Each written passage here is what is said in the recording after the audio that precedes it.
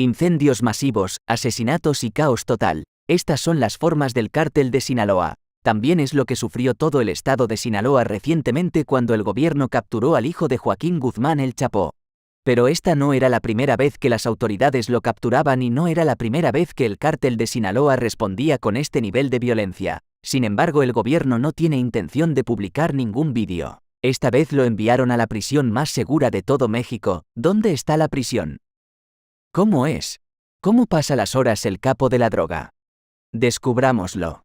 Se encuentra actualmente en la misma prisión de la que escapó su padre en 2015, el Centro Federal de Readaptación Social número 1 Altiplano. Desde su creación ha sido un infierno ineludible para todos. Sin embargo, muchas cosas han cambiado en Altiplano desde que el Chapo abrió un túnel debajo de sus muros para llegar a la libertad. Pero antes de sumergirnos en esos detalles, es curioso que está retenido en la prisión más segura de México y ni siquiera ha ido a la corte. Como en la mayoría de los casos que involucran a los capos de la droga del cártel, comienza y termina con violencia. Esa violencia se inspiró en un vídeo que conmocionó a todo México. Nació el 29 de marzo de 1990 de la segunda esposa de su padre, Griselda López Pérez. Ovidio se crió en Ciudad de México y pasó 4 años de su educación en una escuela dirigida por los Legionarios de Cristo. Sin embargo, todos sabían quién era su padre y cuando llegaba la hora de las excursiones lo excluyeron. Indignado por la exclusión, su madre lo sacó de la escuela y volvió a Sinaloa, donde fue criado por su abuela María Consuelo Loera. Ovidio tenía 2 hermanos, Joaquín y Edgar. Uno de ellos murió. En 2008 Edgar fue asesinado a tiros junto con 2 amigos mientras estaban en el parking de un centro comercial en Culiacán. Más tarde se sabría que durante este periodo Ovidio, siendo adolescente, se vio inmerso en el negocio del narcotráfico de su padre. Con los años ya cometió un sinfín de atrocidades, desde ordenar la muerte de informante hasta asesinar a un cantante popular mexicano que se negó a cantar en su boda. Ovidio comenzó demostrándole al mundo que podía ser como su padre y el mundo escuchó, más específicamente los Estados Unidos, que ofrecieron una recompensa de $5 millones por su cabeza y la de sus hermanos, que se habían unido a él para formar una alianza conocida como los Chapitos. Estos hermanos eran Iván Archibaldo Guzmán Salazar, Jesús Alfredo Guzmán Salazar y Joaquín Guzmán López. Después del arresto del padre en 2017, los Chapitos ganaron reputación de millennials que inspiraban miedo a los residentes y negocios locales asociados dentro del cártel. Los hermanos lucharon y ganaron porciones significativas del cártel. Con el tiempo y mediante violencia, los Chapitos se han visto obligados a compartir ese poder con otras fracciones del cártel de Sinaloa encabezado por Ismael El Mayo, uno de los fundadores originales del cártel, así como Aureliano Guzmán, conocido como El Guano. Este es el detalle más loco de los Chapitos. Se cree que el miembro menos poderoso es Ovidio. De hecho, algunos miembros del cártel que no se querían unir al principio solo se unieron para garantizar su seguridad porque era el hijo de El Chapo. Otra razón por la que se le ve como el eslabón más débil de los Chapitos es su estilo de vida. Solía publicar videos a sus redes sociales de autos, armas, dinero y mujeres.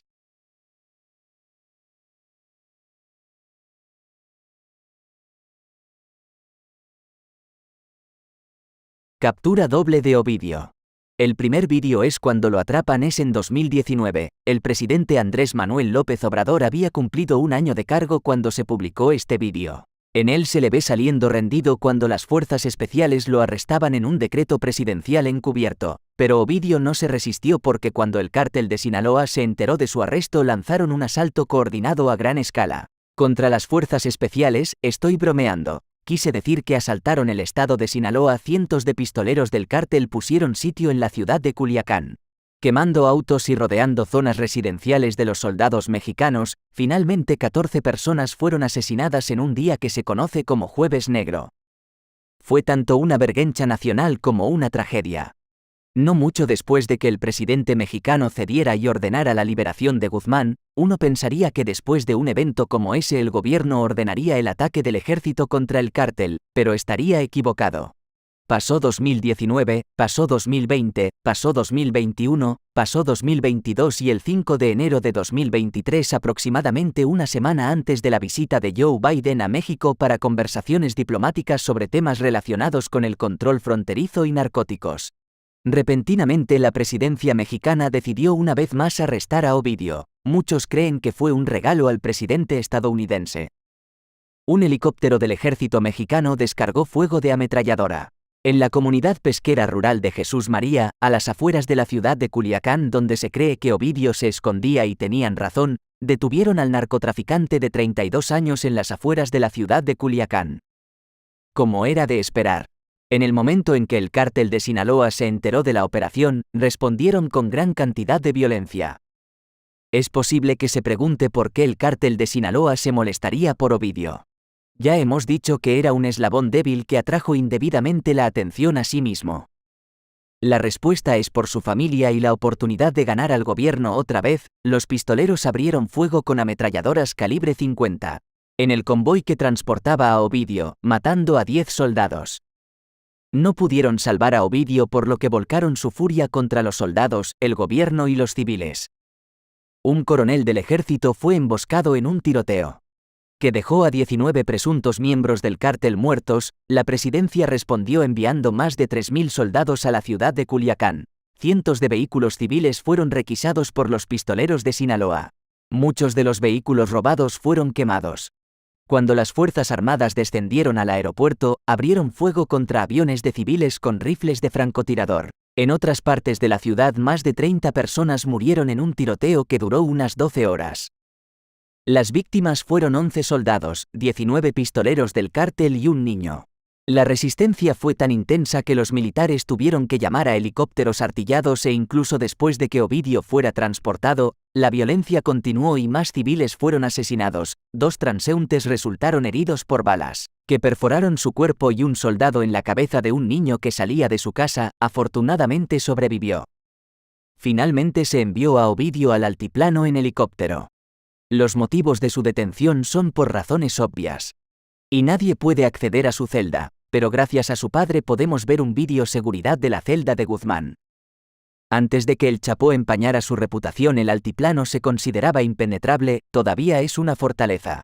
Construida en 1990 bajo el presidente Carlos Salinas de Gortari, los muros de la cárcel son muy gruesos, de 1 metro, son muy difíciles de atravesar. Después de la tercera captura del Chapo, la prisión fue mejorada mientras esperaba su extradición.